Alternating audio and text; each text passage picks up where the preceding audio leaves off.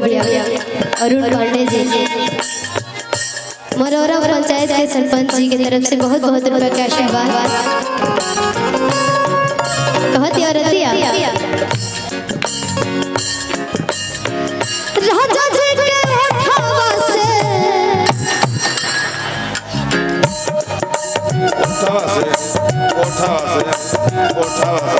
क्या बात है चौकी तोड़ दे बुका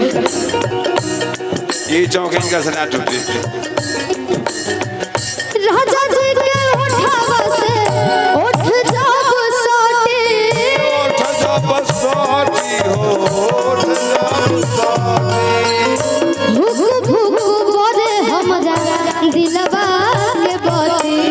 भूख भूख बोले हमरा दिलवा के बाती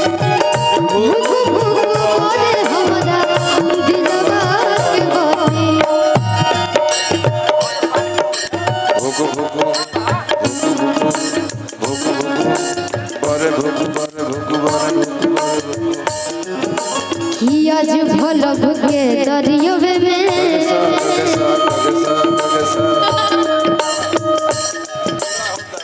किया जो भलो भुके दरियो में आज भलो भुके दरियो में निहान होके दी अरे जी होके दे आज राजा जी के कुरवे में जवान होके दी आज राजा जी के कुरवे में जवान होके दी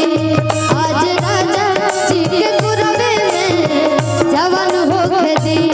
आज राजा जी के कुरवे में जवान होके दी आज राजा जी के कुरवे में जवान होके दी